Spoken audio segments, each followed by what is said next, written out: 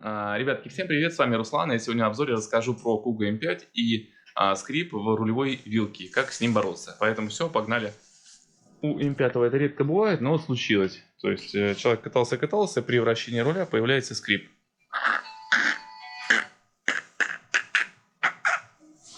Вот. Он возникает потому, как товарищи из Поднебесной, товарищи наши китайцы, они кладут мало смазки. Точнее, она есть, но она такая, как жидкая. То есть при разборе самих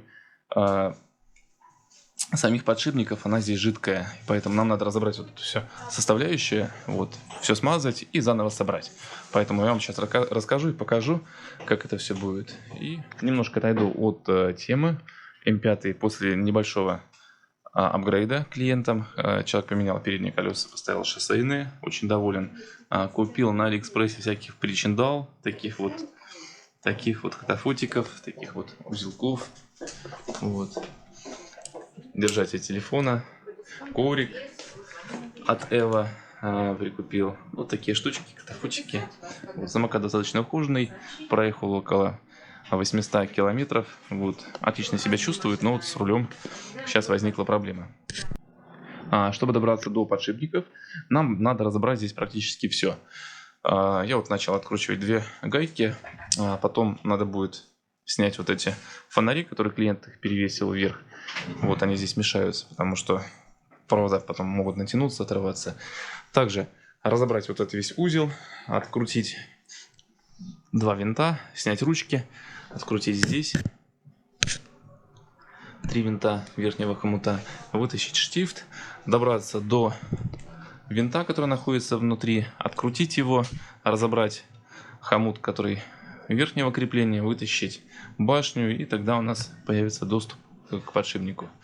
Из инструмента нам понадобится набор, к нему удлинители. Если у вас большой набор, то удлинители под него, разводной ключ, такие пассатижи маленькие, молоток и набор инструментов, которые идут в комплекте. Вроде бы все. По ходу, если что, что-нибудь добавим. Вроде бы больше ничего не нужно будет. Для удобства нам надо открутить вот эти две рукоятки. Здесь я уже одну открутил, сейчас откручу вторую и вытащить. Здесь непосредственно с одной стороны закручивается такой вот винтик, а с этой стороны, если он легко не будет выходить, в принципе можно постучать шестигранником.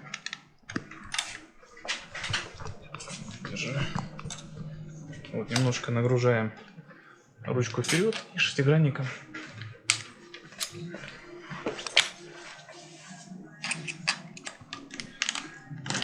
Вот раз, и вышел он. Все. И рукоятку одну снимаем, потом другую снимаем. Это делается для того, чтобы у нас провода со всеми тросами и вещами ушли в сторону, чтобы они нам не мешали. В итоге вот мы открутили две ручки, аккуратно их повесили, они держатся на обмотке. И дальше разбираем, переходим к нижнему хомуту. Для того, чтобы открутить рулевую колонку, нужен длинный такой удлинитель и бита H8. Далее мы опускаем, откручиваем рулевую колонку, вытаскиваем болт. Вот болт был очень хорошо прикручен. Здесь вот такая шайба толстая, здесь по сути не надо никаких модернизаций, здесь шайба прям вообще достойная. Вот. Напоминаю, что когда обратно будем его закручивать, нам нужен будет резьбовой герметик, для того, чтобы он не раскрутился. Дальше мы ослабеваем вот этот хомут, делаем так, чтобы он был полностью подвижный, и откручиваем вот эти гайки, для того, чтобы можно было потом поднять башню. Далее поднимаем башню вверх, и у нас открывается оба подшипника. Вот мы сняли верхнюю рулевую колонку, подразобрали все. У нас появились два подшипника, верхний и нижний конусный. Нижний смазываем солидолом, верхний солидолом смазать не получится, потому что здесь защитный кожух в M5 стоит. Поэтому мы попробуем смазать здесь жидкой смазкой и натрамбовать солидолом сколько получится. И соберем в обратной последовательности. Смазываем жидкой, проникающей смазкой.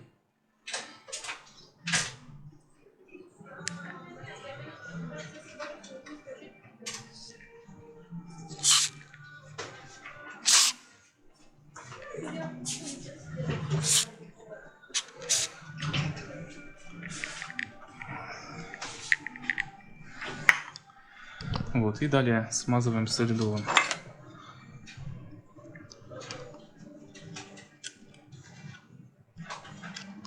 Набиваем туда, тут небольшой зазор есть, и трамбуем его непосредственно как можно. Для этих подшипников лучше, конечно, это солидол. Жидкая смазка, это ненадолго.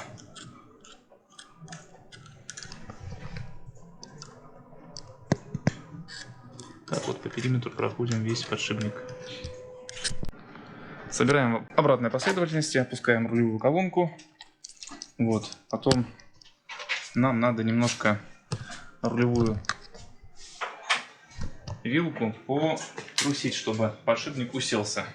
Для этого поднимаем рулевую вилку с передним колесом. Вот, немножко стучим. Вот, он здесь сел. В принципе, здесь сейчас зазор такой, как и был до начала откручивания. Вот. Далее берем болт, берем резьбовый герметик средней фиксации и непосредственно смазываем саму резьбу.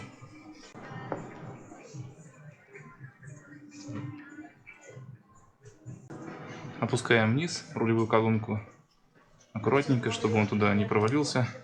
Лучше его опускать под наклоном. Самокат наклонить.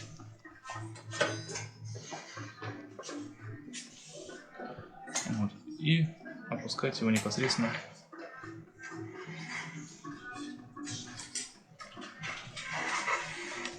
с самого низа. Все, опустил, чтобы он у вас не упал. Далее рукой нащупываем резьбу, чтобы он наживился, и далее закручиваем непосредственно воротком. Закручивать надо очень жестко, сильно, не стесняться, болт крепкий.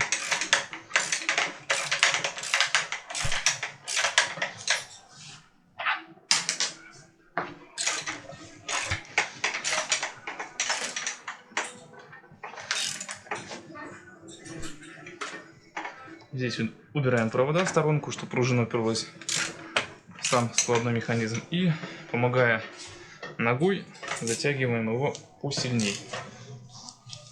Вроде бы как сильно затянул. Потом делаем же такую же самую процедуру. Поднимаем все основание вверх и простукиваем. Здесь все в принципе безопасно. Здесь непосредственно на жесткой оплетке. И далее прокручиваем еще раз.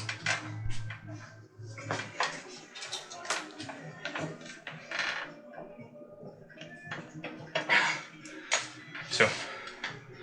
Дальше в обратной последовательности засовываем штырь вверх и собираем. Вставили направляющую. Ну, это можно потом собрать. Здесь нам нужно отрегулировать непосредственно сам вот этот хомут. Сделать так, чтобы он распределял нагрузку по этим штырям и одновременно не был перетянут. Для этого мы выставляем в то положение, в которое он был. Здесь вот риска осталась. Вот, подзатянем сам хомут, вот эти 4 винта. А потом далее отрегулируем вот этими винтами само натяжение.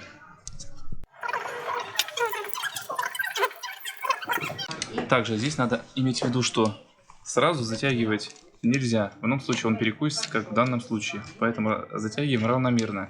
Часть затянули здесь, часть затянули здесь, чтобы у нас вот это расстояние было одинаковое с одной стороны и с другой.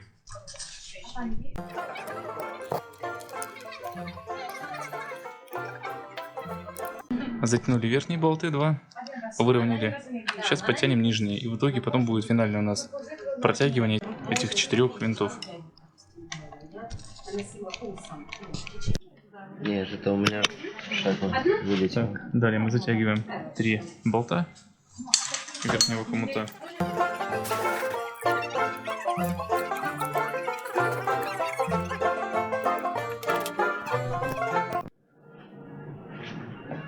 Собираем так же самое, как разбирали, то есть выставляем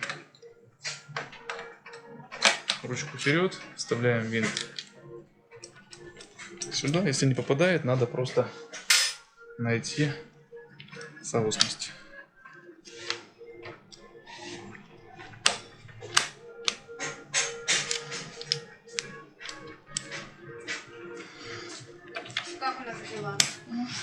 Все, попали один, попали другой, далее закручиваем так же самое, как и откручивали. Итак, идем дальше. Нам надо настроить хомут. Как мы его настраиваем? Мы прикрутили по тем рискам, которые были из завода, распределили хомут так, чтобы он был равномерно затянут. И далее мы закручиваем вот эти две гайки, прижимая саму рулевую колонку вместе с хомутом к самой вилке.